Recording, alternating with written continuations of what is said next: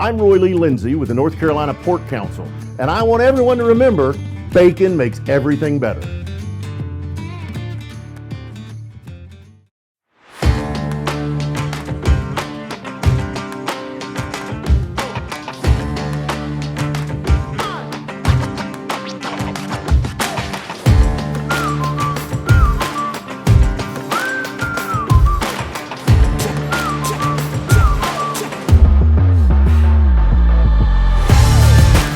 Mike Waddell here on the North Carolina Sports Network, another edition of Bold North State. And there's nothing more bold about the North State than the Duke-North Carolina rivalry.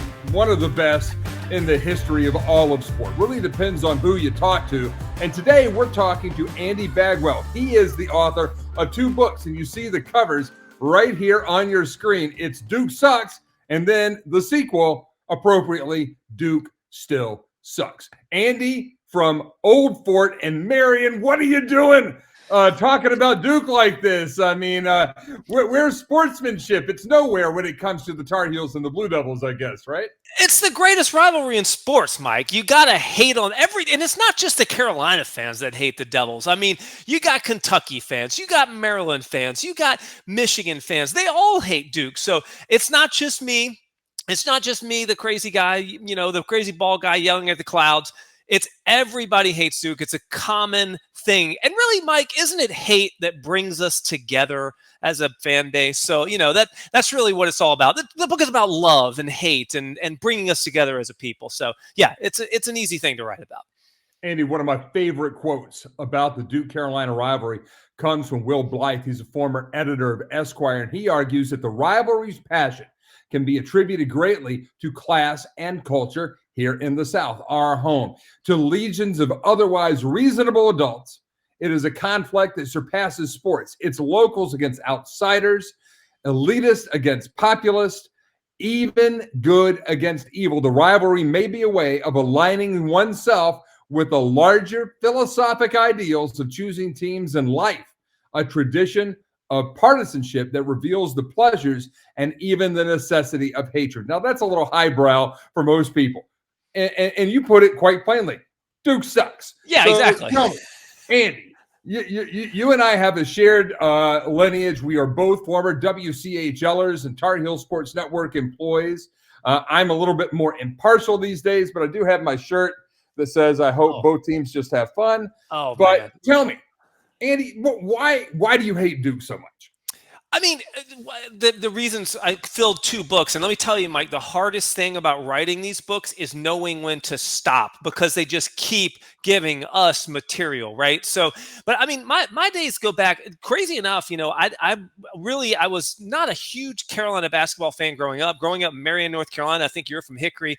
That part of the state, you get a little bit of Clemson, you get a little bit of Tennessee and everything. So I actually grew up a Clemson football fan because my dad went there. But the minute I got to Carolina in the fall of 1988, and you're bred, you just got the basketball blood in you, there was that one school right down the road. And I went to that ACC championship game in Atlanta in 1989 when Danny Ferry almost just barely missed a 3-quarter court shot.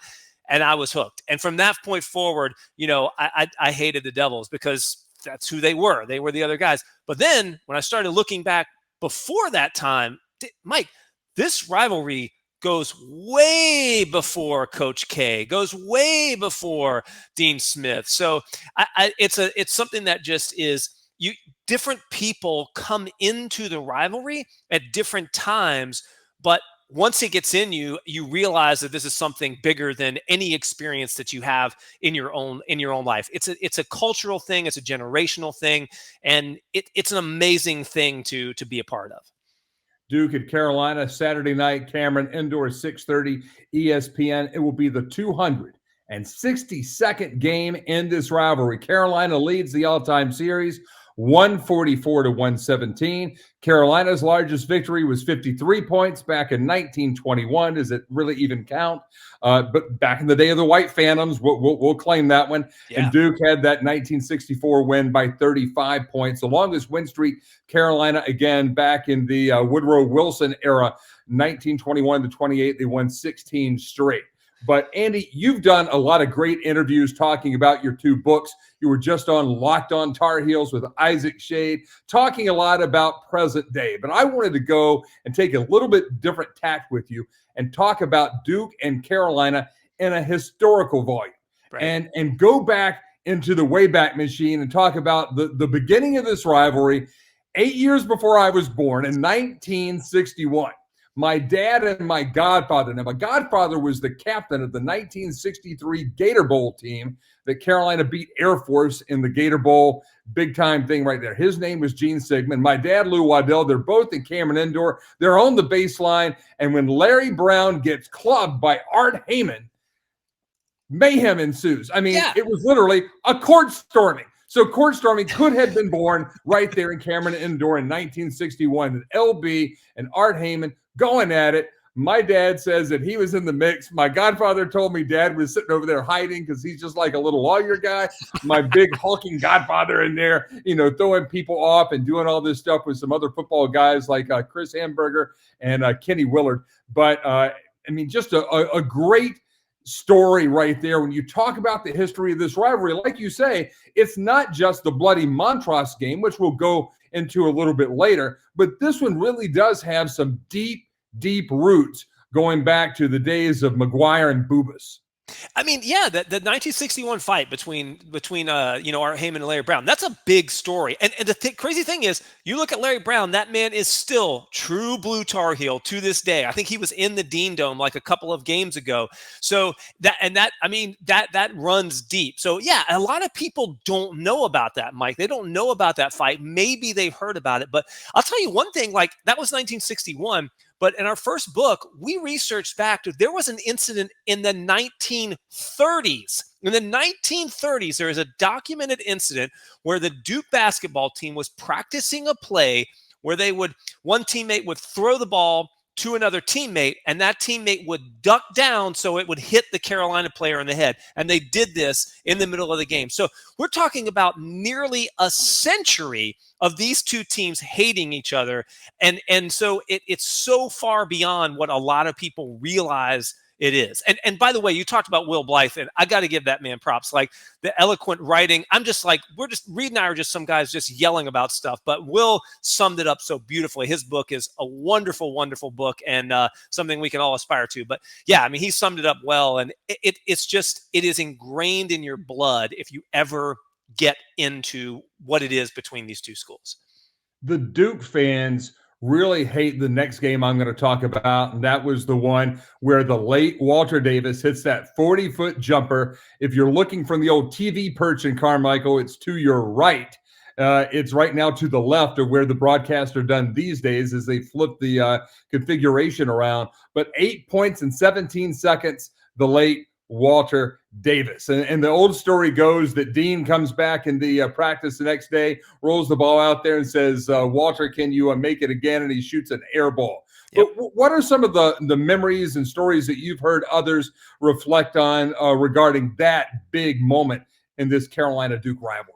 Well, that game, first of all, you got to think about 8 points in 17 seconds. That's like a phrase that every Carolina fan knows. No three-point shot, no stopping of the clock after a made basket. So it gets even more amazing when you start thinking about that.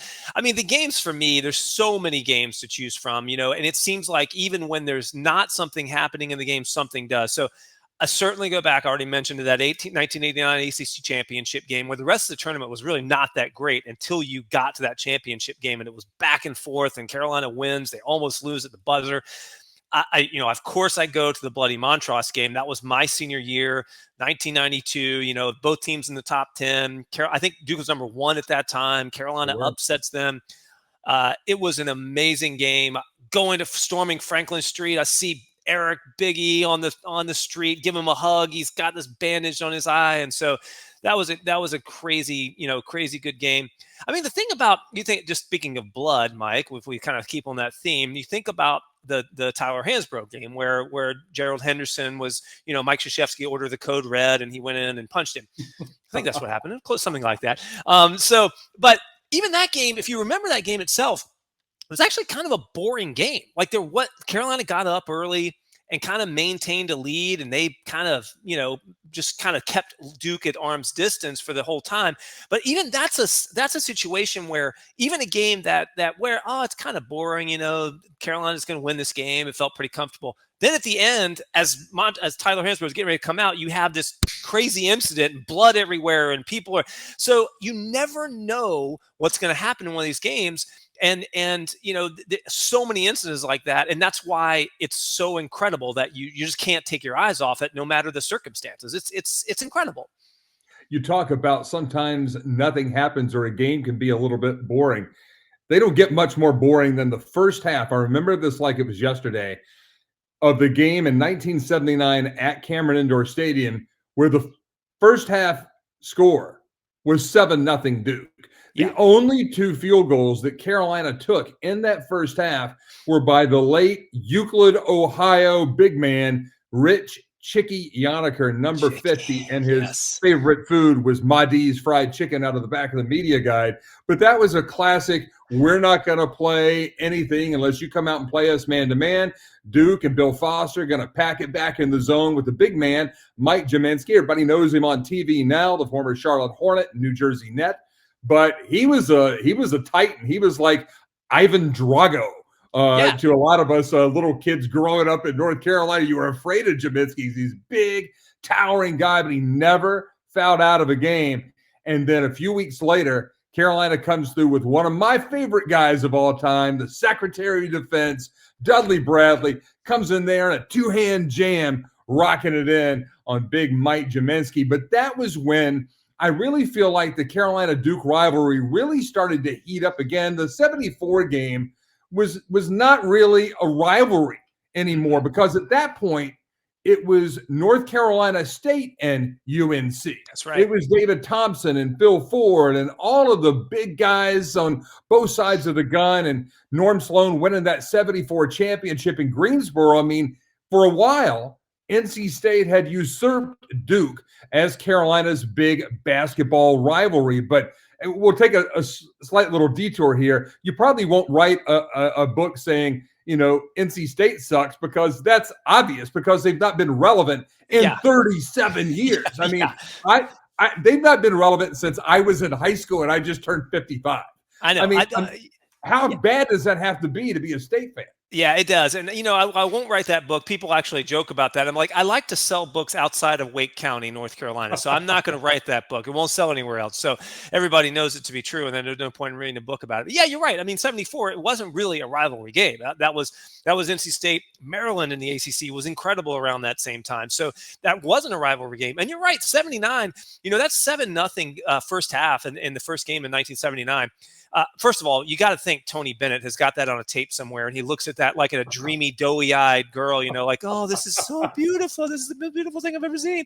But and you think about that game, obviously before the shot clock, and Dean Smith was a big four corners guy, and a lot of times a lot of folks will say, like, okay, that was one of the games that kind of drove the idea of we have to have a shot clock in the game. But yeah, you're right. Obviously, the next game was a lot better with Dudley Bradley getting the steal and the jam.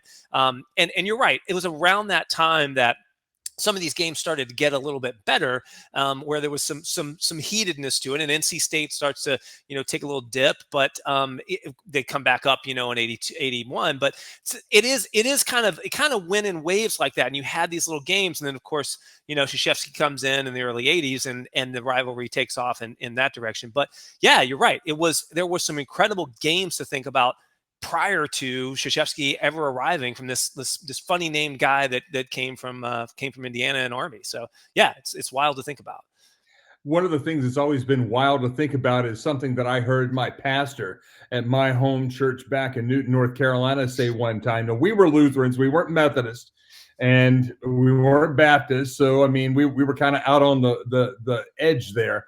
But our pastor said, later on today in the ACC championship, it'll be Duke against North Carolina. And I trust that none of you good Christians will be rooting for the devil today. I mean, do you think it's kind of odd that a Methodist school founded, in the spirit of the Methodist doctrine would nickname themselves devils?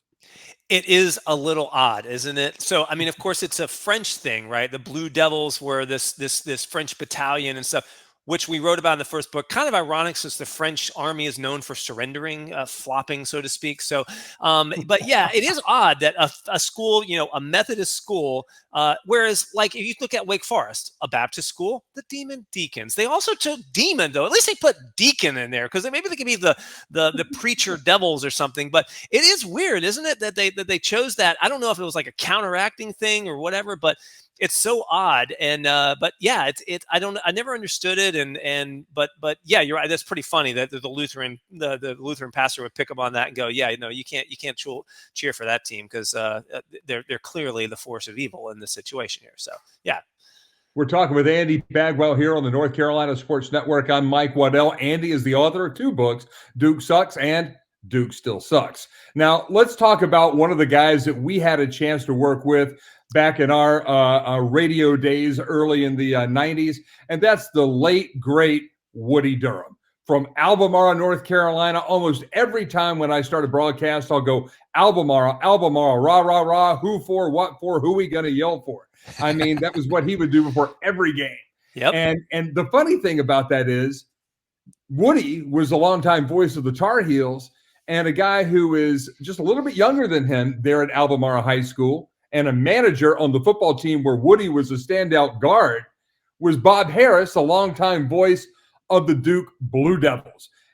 What stories, if any, did you ever hear about Woody and Bob and their relationship? Because I have a few, but I want to hear what had trickled down by the time you took over the role there at CHL. Well, you instantly found out that they did not like each other, which is surprising, because, like you said, they came from the high school. And how weird is that, Mike? Like, how wild is it that 2 guys that went to the same high school, were just a couple years apart, grew up and became in the age of this rivalry, 2 guys on the opposing sides of this from a radio the play-by-play standpoint, and the voice of the team. So I just always thought that was crazy. I didn't know that at first, and then when I got to CHL and found out about Woody, and we started hearing stories about Bob Harris and this, I won't say explicit words on your show here, but you heard words attached to Bob Harris that were not things that you would say in a Lutheran church on a Sunday.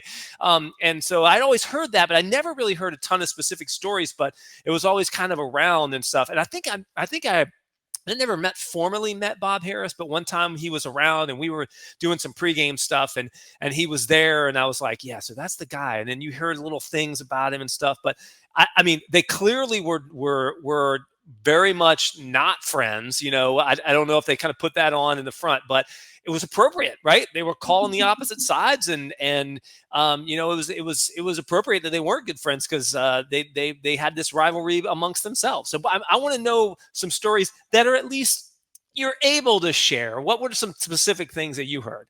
I'll give you 2. Now, first of all, one interesting Bob Harris fact, and I love Bob. He was always very cordial to me. I loved every announcer in the Atlantic Coast Conference. They were all great guys. Jim Phillips at Clemson, Johnny Holliday, one of the greats of all time at the University of Maryland.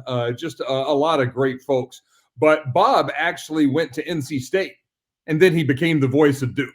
So Duke couldn't even get one of their own graduates to be their voice. They had to go get a Wolfpack guy. So, for what it is. But my favorite, and I believe this is true, and I'm sure either Taylor Durham, who's the voice of the Elon Fighting Phoenix, or Wes Durham, the voice of the ACC now, can correct me if I'm wrong. But I always heard that, and Woody was the one that told this story, so I believe it to be true, that Woody's first car, his dad put up for sale, and then Bob's dad bought it. So Woody's car was Bob's first car, a hand-me-down from Woody. Oh, so my God, that's great. Always a go like this. Now here's one nobody has ever told anybody, and I really debated on whether or not to tell this story.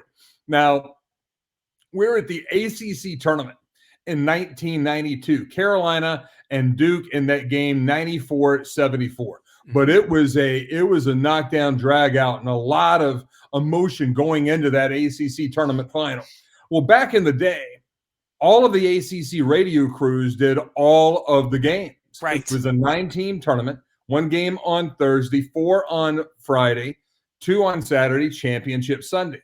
And as we're walking towards our position on broadcast row, I was out there, but my position was back in the back of the Coliseum. But somebody from the Tar Heel Sports Network supposedly walked past the Mackey board of the Duke Capital Radio Network and hit the trim buttons on the back, which were not easily visible to their then engineer, a guy named Bob Waters. And yeah, Duke did not make it on the air for the first 15 minutes while they figured out what was going on. Now, it wasn't the production coordinator, it wasn't Mick Mixon, and it wasn't our chief engineer, Paul Boone, and I don't think it was the owner of the Village Companies, Jim Heppner, but the rumor had it, as was started by Al Seraldo, who was with the Georgia Tech Radio Network, that one of maybe the play-by-play guy from the Tar Heels went by and just did it as a little prank.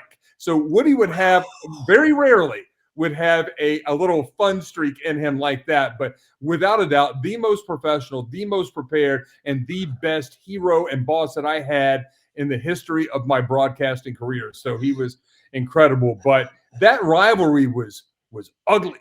I mean, we're at CHL, and somebody broke into Cameron and took their 91 and 92 championship trophies in the balls, if you remember. I do remember that, yeah.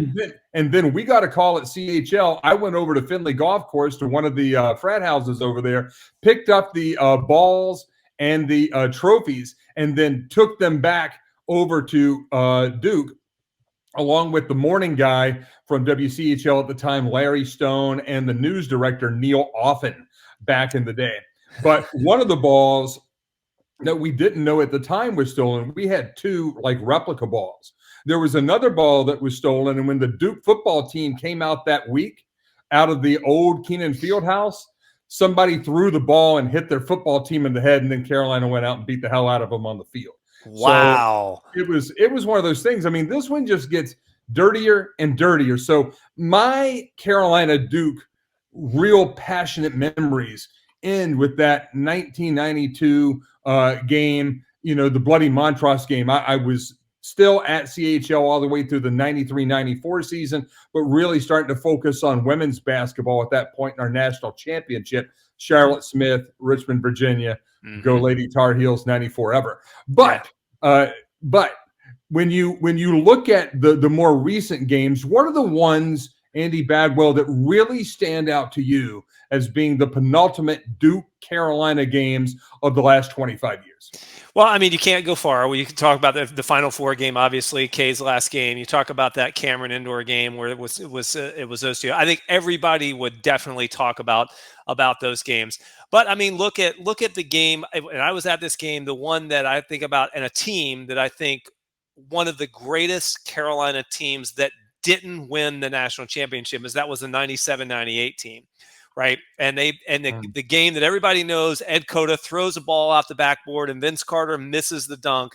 That was an incredible game. Not that it was close, but I mean, Carolina beat the brakes off of Duke that game. And that was just one of the most, I remember that game more than a lot of other ones where it was just pure elation, Mike. It was just like that game, Carolina was just crushing them. And I just had the best time. And if Vince would have made that dunk, the roof would have come off the Dean Dome. So I think a lot about that game. Of course, I wasn't there for this one, but everybody, you think about that Marvin Williams putback game in 2005. I'll tell you a quick story. So of course that year, I think that was Roy's second year, the first game, I believe it was in Cameron, and Carolina had a chance to win the game at the end. And I think Ray Felton threw it away, threw it out of bounds. They had the ball at the end. They were trying to set up a play and they just turned it over. I remember at that time I was working, I was traveling for business, and I was up in Toronto, Ontario, Canada. And I had picked the game up on some AM radio station at night, how the AM radio waves travel at night. And I had just gotten that game on the radio, and I was sitting in this rental car listening to this scratchy AM radio call of the game and heard us turn the ball over there at the end. And I just punch the roof of the car. I was like, boom, like just with anger. And so I remember that game really vividly. Another game that I remember, this goes back a little bit into the 90s, but the game that at Cameron where Jeff Capel hits the half court shot to tie the game. That was one that it was on ESPN2. It wasn't on the regular ESPN. So I couldn't watch it where I was at the time, and I was catching up with updates. And so I just have these really vivid memories of stuff like that. So that's the good memories. On the downside, of course, that Austin Rivers game in 2012 just sticks in my craw. There are lots of games like that where and that's part of the rivalry, Mike. Like you have to have, if you don't have the lows, you can't enjoy the highs as much as a fan. So there are games like that where you go like, wow, that was really bad. But you kind of come back with another game that makes it all the better. So there's just too many to choose from. But those are some of the ones that I just kind of in the top of my head just pop off at the moment. How about for you? Like in the last, since the 2000s, what are the ones that pop out for you? Well, I go back to the coaches. Yeah. When I was at Carolina's, when the whole Dean Smith and Mike Krzyzewski rivalry really got heated. And now I wasn't at the game where Coach Smith at Cameron Indoor Stadium pounded his fist into the scores table and played with the clock. But I remember some games in that 3 years that I worked very closely with the men's basketball team that we would be taping things right after a game or maybe the TV show the next day. And Coach Smith, he never cussed, but I mean, it was intense with him. And I think that intensity really plays into one of my more recent memories. And that would be the altercation between the young man from East Meadow, New York, number 44, Matt Doherty, as the coach, squaring off at the visitors' bench area with the Duke coaching staff and the current Northwestern head man, Chris Collins. I mean, right. I like confrontations. And I never can remember Roy and Coach K getting into it like Dean and Coach K did, or even Matt Doherty and an assistant coach from Duke did. But those are the things that stand out to me, along with the strut from Stack when he came through. And look, one of my favorite all-time Tar Heels is Rasheed. I mean, I love Rasheed Wallace. Oh, yeah. I love him now. I loved him as a Piston for LB, winning the championship. And often people will forget that Bogota, New Jersey's own Pat Sullivan was a video assistant on that Pistons World Championship team under Larry Brown and with Rasheed. But, those are the things that I remember.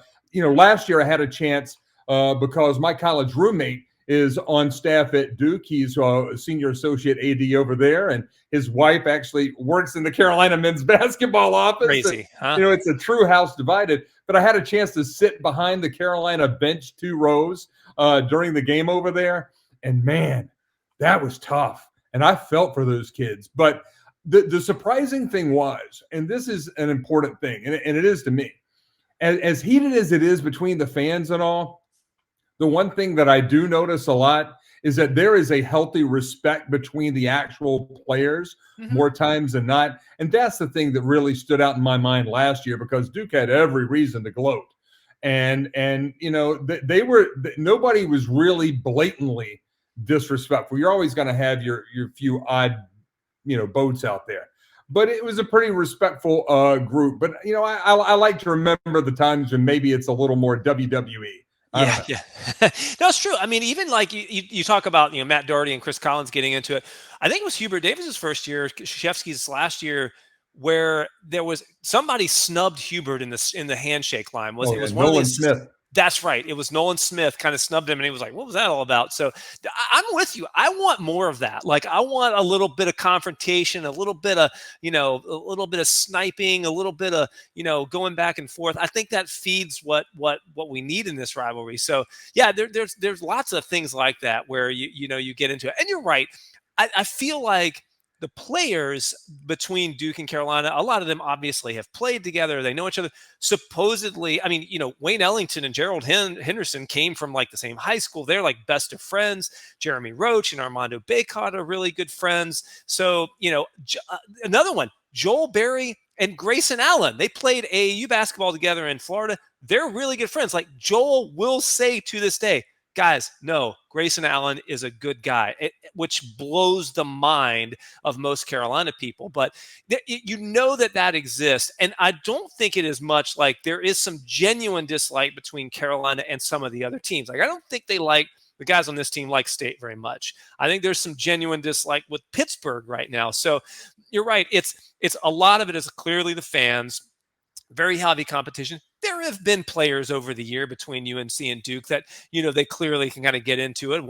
One guy will get under the skin of another one. But yeah, you're right. For the most part, I think there is some respect there because both teams are really good almost always. And so as a basketball player, as an athlete, I have to imagine you got to recognize that and give the guy the props when he deserves it.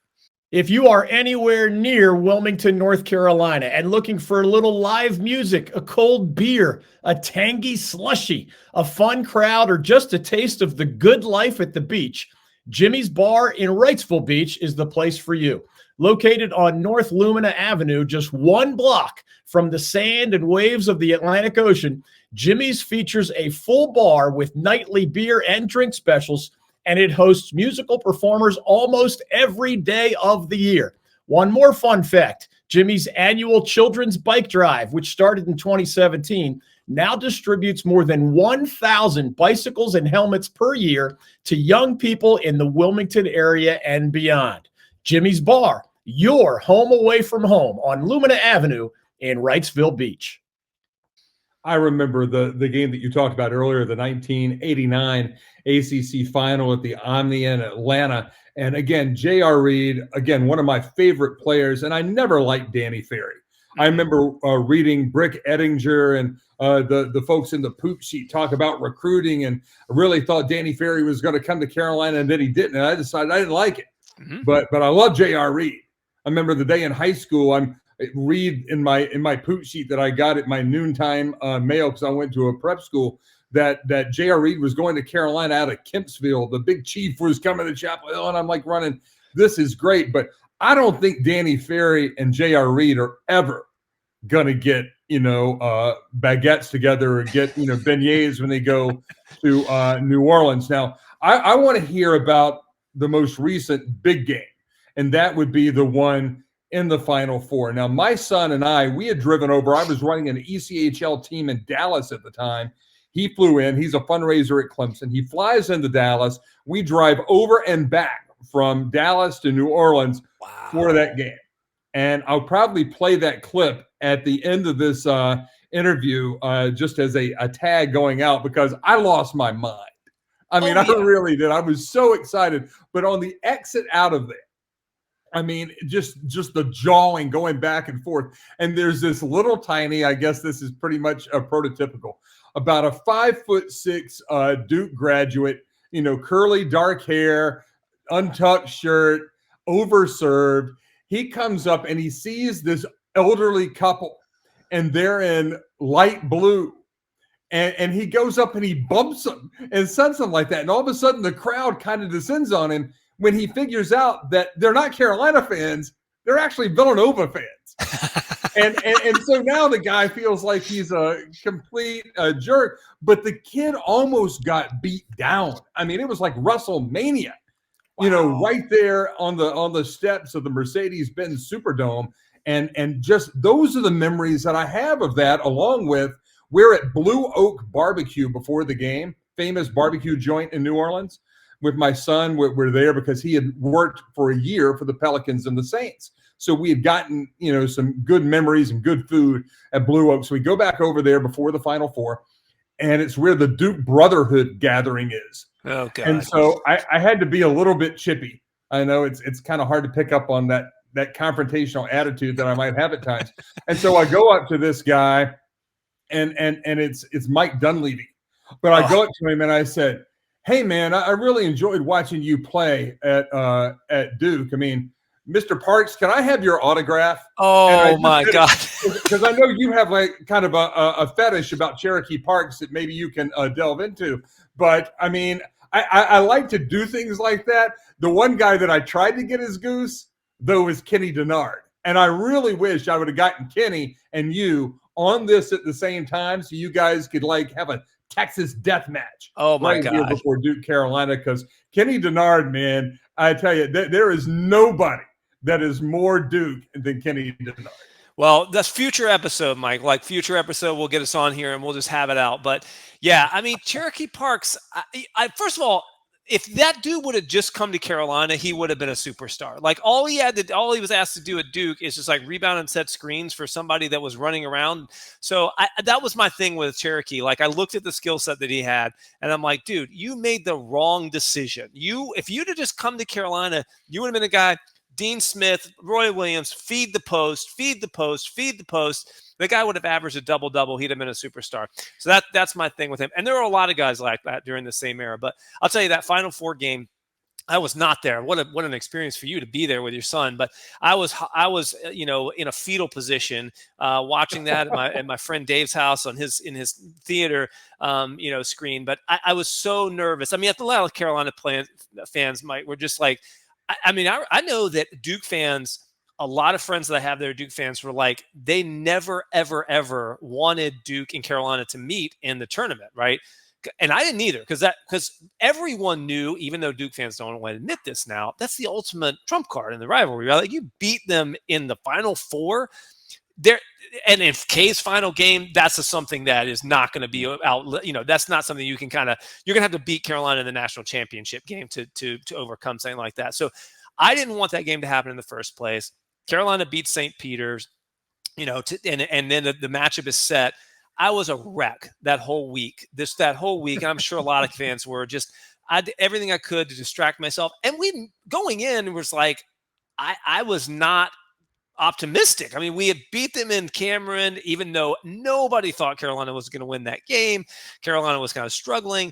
And then I was like, okay, well, that was kind of our one shot at them, and they're going to beat us. And then I just remember, after that game, I was, joy, relief, like just stress. And I think I mumbled to myself. My friends and family were checking on me. I'm like sitting in the corner just going, we just won that game. We just won that game. We just won that game. Like just mumbling that to myself. So it's in reflection, I'm like, that's just crazy, Andy. Like you're an idiot for getting that invested in what 20-year-olds bouncing a ball around on a floor. But you can't help it. It's just the nature of being involved in this rivalry. And like you said, and like we've been talking about, the history that is behind it and the historical significance of that game, it all comes together, and you're like, I can't believe that this happened, and the outcome was something that I really could only dream of happening. So it's incredible. Andy Bagwell, tell us about how we can get these two books, Duke Sucks and Duke Still Sucks. Yeah, you can get them wherever books are sold, Mike. Like a lot of people get them off of Amazon, but certainly if you like Barnes & Noble, Books A Million, they're in the student bookstore at North Carolina on campus. Most of them are at your local brick and mortar bookstore. If you don't see them there, just have them order it for you. But anywhere books are sold, you can get them. And the first book came out in 2012, and the second book kind of picks up from there and examines the last 10 years and of course culminates with that game that we were just talking about in the rivalry game in the Final Four. And then we have a little final chapter, just is the rivalry dead or what's the next step? So it's a fun book to write. It's a fun, I think people have enjoyed it. They say it's a fun read. So yeah, I would love to have people pick it up and let us know what you think. It's a lot of fun to be part of the rivalry for sure. A prediction for Saturday night? I think it's going to be close. I think it's going to be, I'm kind of pulling, I was a prediction and kind of a hope is that I think we get a shootout, right? I'd love to see a game like 93-89, or something in the 90s where it's back and forth and the teams are really playing at a high level. So I think Duke's playing really well, right? They're playing really well right now. I can't deny that. But at the same time, I think Carolina is kind of hitting, they've kind of refound their mojo after a little bit of a slippage there towards the second half of the season. I love the matchup for a lot of reasons, especially Armando Bacot. I love what Carolina can bring to the table here. I think it's going to be Carolina, but I think it's going to be close. And, you like we said before, you never know with this game. You never know what's going to happen. So I'm nervous. I'm a little anxious, a little knot in the stomach, but I'm going to be excited to watch it for sure. What about you? What do you think is going to happen? The original Saltworks has become a legendary breakfast, brunch, and lunch place in Wilmington, for both locals and out-of-town visitors over the last 50-plus years. Our good friend Bob Hubbard owns the place, but he's also the one cooking your food and often roaming the dining room to greet you with a smile and to make sure your visit is a great one. Bob has been running the show at this unique roadside diner for more than 20 years now, and he and his friendly, hardworking staff aim to treat you like one of their own. Try Bob's homemade omelets or special recipe grits for breakfast or his legendary cheeseburgers for lunch. The Original Salt Works, your breakfast and lunch choice on Oleander Drive in Wilmington. I'm now an impartial person. I've been a fanboy throughout this entire thing, but my friend David Glenn and I, we founded the North Carolina Sports Network, and some people will be actually surprised that don't know me that I'm actually pro-Carolina, because I'm really, really tough on them. I didn't miss a Carolina home football game from 1969 until 1985. Wow. I'm one of the few people that's more of a Carolina football fan than I am a Carolina basketball fan, but you know, I was part of that 1993 championship on the radio crew, and that was a really cool. George Lynch is still a friend to this day, but, you know, I try not to make too many predictions, but I tend to worry. I'm a negative Nelly. My dad was famous. Okay, I'll say this. I watched the Chris Bryant Villanova championship game from my home with my dad's ashes in a box on my chest in his class ring, tapping Ozziga Zumba for that final play. I mean, we're intense in our family, but my dad would get upset if Carolina lost the coin toss or lost the opening tap. So I just, like I say right here, I just hope both teams have fun. You know, I do hope for a good game. What I really hope for, that this is the second in a series of 4. I want to see that game in DC. I want to see that game in Phoenix. But because that's like, it's one thing to vanquish Coach K, but wouldn't it be fun just to go ahead and put the stake in it right before the ultimate Blue Devil, as you've called him, Cooper Flagg, comes in next year? Yeah, I think it would be fun, and then maybe Carolina goes to the Big Ten, Duke stays in the ACC, and they never play again. I don't think. Oh God, yeah, that's a whole other issue. But yeah, no, I mean, who knows? It'll be, if I'll know the outcome before the game, then I can sit back and enjoy it. But no, I'll be a nervous wreck if we get there. But yeah, I'm sure it's bound to happen again at some point. It's come close a couple times. It's obviously happened a couple years ago. It's gonna happen at some point. So, and you're right. The teams, the way that ACC looks this year, we're probably going to get round 3 next weekend. So, you know, we'll wait and see what happens there. But it's going to be fun. I just love it. I mean, I'm nervous, but I also really, really enjoy it. And it's going to be fun to watch. I wish I could be impartial like you. I just can't separate myself. I wish I could be better on my mental health and my heart condition. So, yeah, but I can't do it. Can't do it, Mike. I'm not really impartial. I'm just not. You just play one on TV, right? David Glenn has trained me very well not to make predictions. And I will say this. One thing about being in this role where we're right now, where we cover all of the teams in North Carolina, I've gotten a chance to interview a lot of folks this year along with David, Harrison Ingram, R.J. Davis, just princes of guys. I like Filipowski. I like Proctor. They were very, very nice guys. The folks at Wake Forest have been incredible. I think DJ Burns may be my favorite player. And that pickle commercial that he does with RJ and the Duke scientist is pure gold. I mean, Mount Olive pickles till the day I die, because I love commercials, and it was great. But the thing is, you know, I left Carolina and went to go work at Virginia. And when I was growing up, Virginia was as much of a rival as Duke or NC State, because it was Ralph Sampson and Othell Wilson and Ricky Stokes and a guy named Jim Miller, hillbilly-looking white guy with a big brown fro. I thought he was the devil incarnate, because he put some knives in Carolina back in the day, especially at University Hall. Then when I go to UVA, Jim Miller ends up being one of my best friends. No kidding. Wow. And it's just, it's like that. I mean, when I worked, I was the voice of the Army Black Knights in my last full-time broadcast job. And on our basketball staff was a young guy out of Fayetteville. His name is Robert Brickey. And he became one of my best friends. How about so, that? I mean, I tend to like about everybody unless they give me a real reason not to. And but in this game, it's the fans, man. It's the fans that get me. But I did like your story about or what you and Isaac had talked about on the Locked On Tar Heels podcast. And I encourage everybody, I'll put the link in the description here because it is really good. You guys talk a lot about this year's team and your thoughts there. But just the talk about watching Coach K go out. I'm at the Arizona Duke game earlier this year at Cameron, the only game that I've been to this year at Cameron.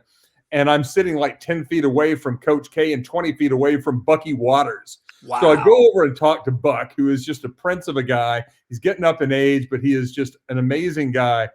And I really felt for Coach K because he's sitting there, and I don't know how many games he's been to, but then he goes and watch Caleb Love beat him again. I know. I think that's the only one. I don't think he's been to any of them. But oh my God, yeah, that was wild to have that. And Caleb Love, I mean, yeah, that was. I have to admit, I kind of enjoyed that. That's the game I don't want to see. I don't want to see Caleb and Coach Rob against Carolina. I don't want to see that. I don't. And that's the recurring nightmare that I have right now is the impartial Carolina fan that lives within my soul. Yeah, because yeah. I like Caleb Love. He could not have been a better guy to be around that night in Cameron. Very cordial, good guy. But again, I'm telling you, every kid that we've interviewed from both of those teams is a class kid. Coach Shire was on with us, class guy. Hubert Davis, beyond class guy, could be. It's almost like he's like overly nice. If you could OD on like a nice pill, Hubert Davis is going to do that. And the stories that I know about Hubert through other channels, things that he does that you never hear about, the way he's made a difference in one of my, I'll get emotional, talking about his engagement with one particular young Chapel Hill resident who was battling a life debilitating illness in her college thing. And she is the daughter of one of my classmates at Guilford, and how he embraced her as an assistant coach and then brought her on road trips and took her to New Orleans and things like that. I mean, that's a good dude right there. And he was a good dude as a player. I just can't get over the fact that his last college game was a loss to Lawrence Funderburk in Ohio State. Not a fan. Yeah. But it's a great program to cheer for, Carolina. It's a great program to have as a rival in Duke. And Andy, you've been a great guest here on Bold North State here on the North Carolina Sports Network. We hope to have you back on sometime, my friend. I would love to do it. Thank you so much for having me, Mike. It's good to catch up with you. As we said, our paths crossed a little bit over at WCHL, so it's always good to get back and hear the stories about those days. And great work that you and David are doing on the network here. So thanks again for having me on. Love to come back anytime for sure. That's Andy Bagwell. I'm Mike Waddell, and you're tuned in all across the Old North State right here on the North Carolina Sports Network.